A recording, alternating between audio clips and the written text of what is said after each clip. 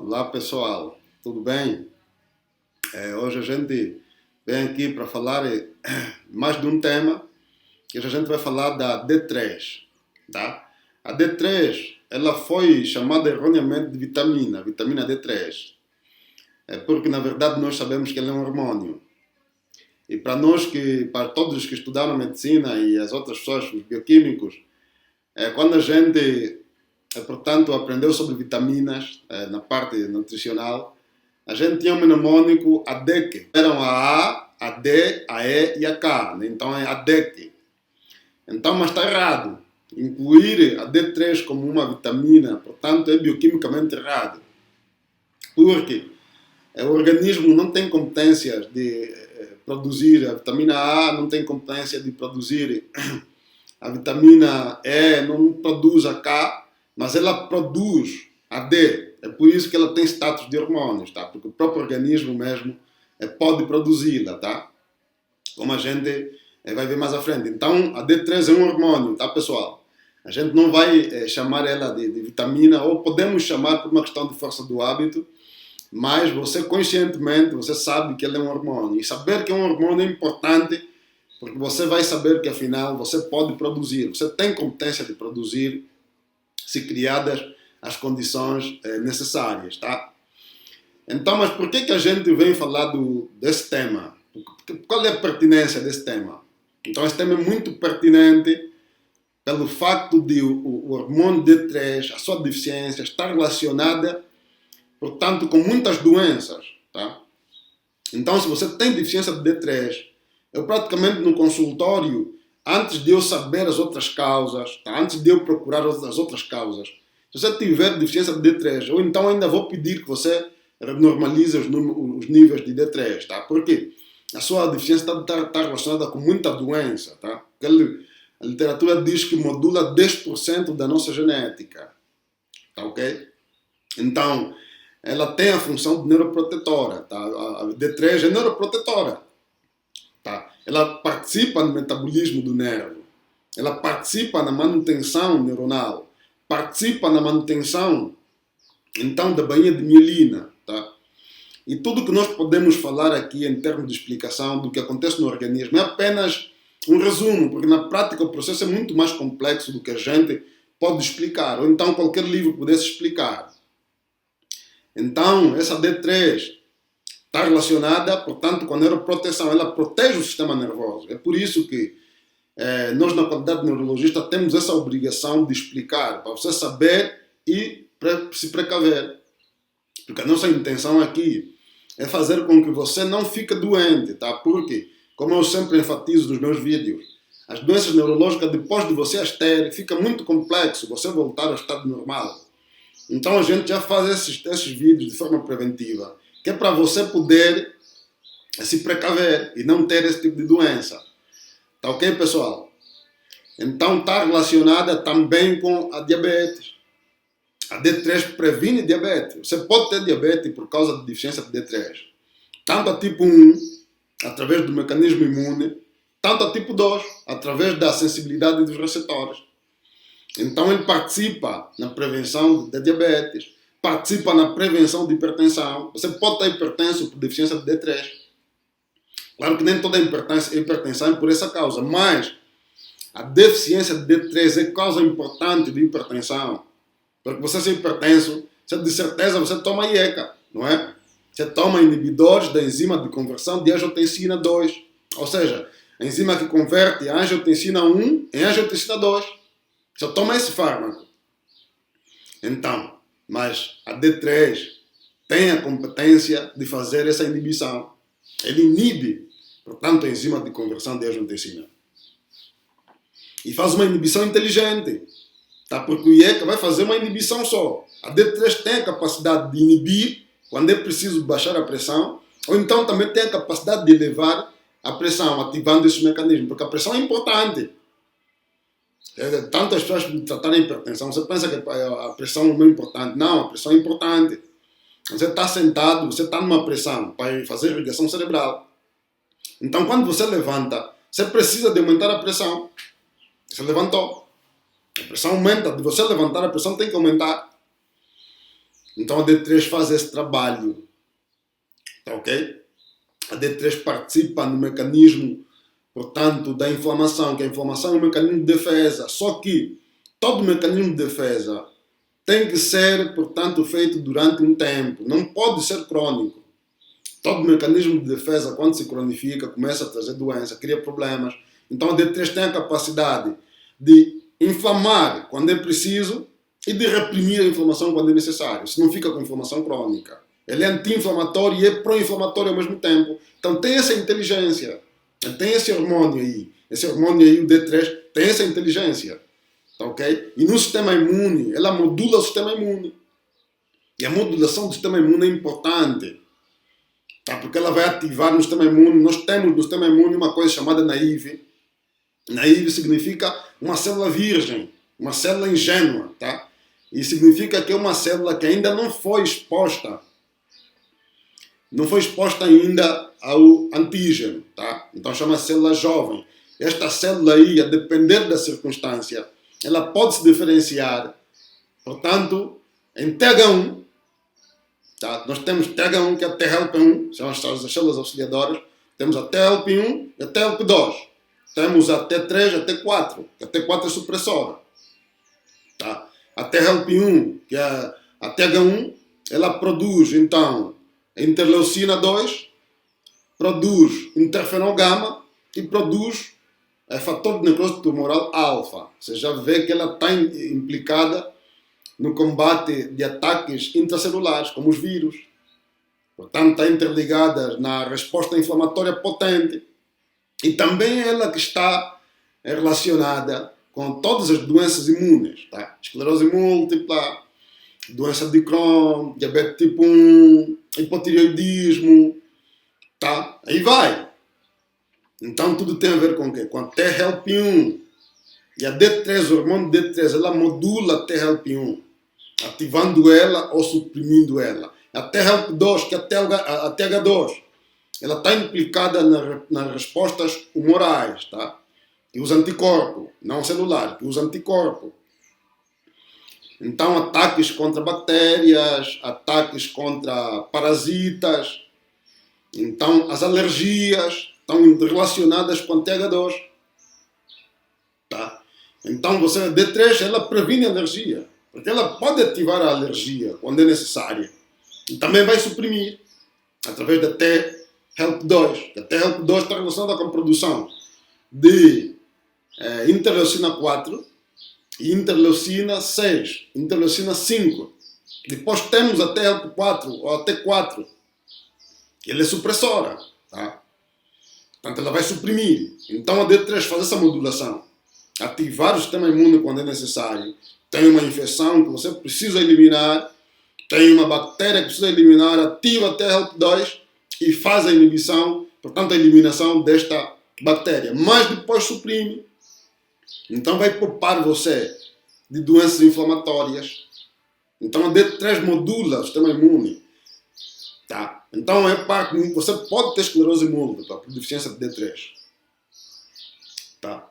Então você vê que existe uma polêmica sobre isso. Porque o doutor Cícero Coimbra, da Unifesp, ele faz aos pacientes megas doses de D3. E segundo, portanto, o feedback que tem dos pacientes é positivo.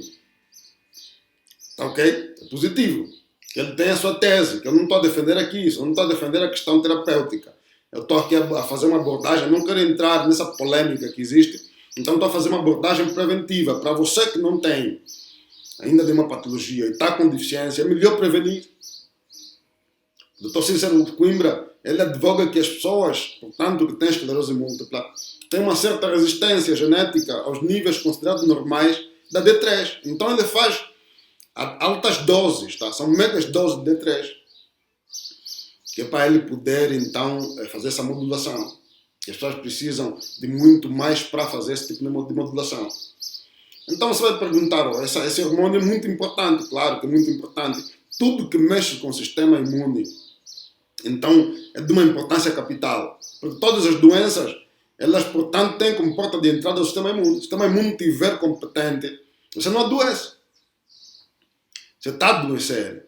Porque o teu sistema imune não está competente. E quando digo competência, significa atacar quando é preciso, que eu ataque, e tolerar quando é necessário, não atacar. A vitamina D3, o hormônio D3 dessa inteligência. Tá ok? E então você produz esse hormônio através da pele, na exposição solar. E vejo aí uma polêmica, as pessoas a perguntarem, mas a que horas é que eu devo tomar o sol? É uma polêmica que existe. Então uns dizem, não, tem que ser às 12 horas, tem que ser das 10 às 14, nesse período. 12 horas é melhor. Alguns dizem isso. E alguns artigos também defendem isso. Mas outras pessoas dizem, não, tem que ser antes das 10, às 9, sol das 9, e depois das 14, sol das 15, para não queimar. Então agora você me perguntar, qual é a minha opinião? Claro, você tem que ter bom senso. Você tem que ter bom senso. Então por quê? O sol depende da tua localização. Se você estiver, por exemplo, próximo do Equador, quando os países que estão mais próximos do Equador, então tem uma incidência solar diferente daqueles que estão mais distantes. Tá? E mesmo a própria evolução da pele é dependente disso. Então alguns têm a pele mais escura, tá, os africanos, gente que nós somos da descendência africana. Mas a pele é mais escura por quê? Porque nós estamos mais próximos do Equador. Nossos países são mais quentes. A gente está preparado para tomar muito sol sem criar problemas de pele, sem criar problemas de saúde. Então aqueles que estão mais distantes do Equador, portanto que têm uma latitude maior, porque a latitude é a distância que você está do Equador. Então você que está, por exemplo, nos polos, está nas regiões polares, você que está nessas regiões, Noruega, Dinamarca, você que está na Inglaterra, você que está em Montreal, em Canadá, então você, portanto, você pode tomar sol às vezes 12 horas, não tem problema. Aquele sol é benéfico para ti. Tá? Mas nós temos regiões da África que 12 horas você não consegue ficar no sol. Como é que você vai dizer que o melhor sol é das 12? Se 12 horas você não dá para ficar no sol. Até eu com pele escura não consigo ficar no sol. Há sol que você não consegue ficar no sol. Então quando você não consegue ficar no sol, você não vai ficar no sol, vai queimar. O organismo é inteligente. Você vai dizer, não, mas o artigo diz que tem que ficar às 12. Sim, mas para o teu caso, nesse concreto, 12 horas não dá. Você não suportaria. Você não dá para ficar. Então, para o teu caso, às vezes, eu sou das 9 que vai funcionar. A gente está à procura do UVB. Que nós temos os raios que o sol emite. São de 3 tipos. Temos os raios C, temos os raios B e temos os raios A. O que a gente precisa, que a gente está à procura para a produção do hormônio D, é o ultravioleta B, é o UVB. Então esse UVB não é produzido em todos os lugares na mesma hora, no mesmo horário. Depende da tua localização. Quanto mais próximo estiveres do Equador, então se calhar você precisa tomar às 9 ou às 15. Mas quanto mais distante estiveres do Equador, a tua latitude é maior, então se calhar você pode tomar às 12 horas, tá bom? Então você resolve esta polêmica através do bom senso, através do instinto. O organismo consegue saber que não, agora está bom, agora não está. E depois podes também confirmar, fazendo então essa medição. E é importante aqui eu referir que a produção desse hormônio começa na pele. Que a pele, para além da função de proteção, ela também tem funções endócrinas. Ela começa a produzir então a D3 através do 7-dihidrocolesterol. Você veja a importância, gente, do colesterol. Veja a importância. Esse grande hormônio que vai prevenir um monte de doenças. Começa então, a sua produção começa com colesterol. Então, o 7-dihidrocolesterol vai ser convertido através do UVB na pele, vai ser convertido em colecalciferol na pele. Então esse colecalciferol é levado até o fígado, que através da enzima hidroxilase. Então a enzima hidroxilase vai converter o colecalciferol em 25-hidroxi-D através da hidroxilação, que ele vai pegar o grupo hidroxila e vai pôr no carbono 25. Então vai ser 25-hidroxi-D ou 25 colecalciferol. Então você pode chamar apenas de calcidiol. Esse calcidiol depois vai para o rim, ou então noutras células também pode acontecer isso, vai ocorrer uma outra hidroxilação através da outra hidroxila, que vai fazer a hidroxilação no carbono 1 e transformar em 1,25-hidroxide, que é o calcitriol. Então, a conversão do calcidiol em calcitriol. Então, esse calcitriol agora é muito importante. Esse hormônio ativo aí, que é muito importante, então, para fazer essa prevenção das suas doenças. Tá bem? Então, é muito importante a gente ter esses níveis considerados normais. E tem muita gente que fala em suplementação, né? Porque antigamente as doenças que estão mais relacionadas com a sua deficiência eram mais frequentes em pessoas que viviam distante do Equador, né? Só que pessoas como nós, que vivemos mais próximo do Equador, também começamos a desenvolver doenças que antigamente eram só vistas nessas pessoas. Porque as pessoas não estão a tomar sol também, as pessoas estão a ficar em casa, as pessoas estão a sair de casa. Na viatura, no seu carro, não tomou sol, vai no serviço, não tomou sol, voltou à noite, não tomou sol. Então também começamos a desenvolver doenças que antigamente eram típicas de pessoas que estavam mais distantes, portanto, do Equador. Tá? Então é importante a gente tomar sol. Eu oriento tomar sol, porque o sol, a gente sabe da vitamina D3, mas existem outras funções que a gente não sabe. Tudo que você sabe no organismo é simplesmente um resumo do que acontece na prática. Então, eu sou apologista de tomar sol, tá?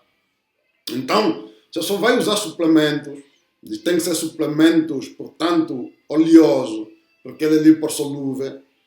Então, você vai tomar suplementos, se não tiver mesmo tempo, não tiver condições de tomar sol. Tá? Suplemento é a última hipótese, é o último recurso. Tá? Você, na prática, você deve tomar sol. Tomar sol é muito mais importante do que fazer a suplementação, tá bom? E num próximo vídeo nós vamos falar do colesterol, que a gente viu a importância que tem, gente. Tá? Que o colesterol, muita gente pensa que o colesterol é uma gordura. O colesterol não é gordura, tá? O colesterol é um lipídio. Todas as gorduras são lipídios, mas nem todo lipídio é gordura. O colesterol, apesar de ser um lipídio, mas não é uma gordura, é uma outra estrutura, tá? Porque ela pertence ao ciclo pentano-peridrofenantreno, tá? Que é uma outra estrutura, não tem nada a ver com as gorduras, tá bom? Então, obrigado para você que nos assistiu. Espero que você se inscreva no nosso canal, assista aos outros vídeos, reponha, mantenha os níveis normais de vitamina D3 no sangue, que é para prevenir doenças, incluindo as neurológicas, e siga-nos nas redes sociais e até ao próximo vídeo.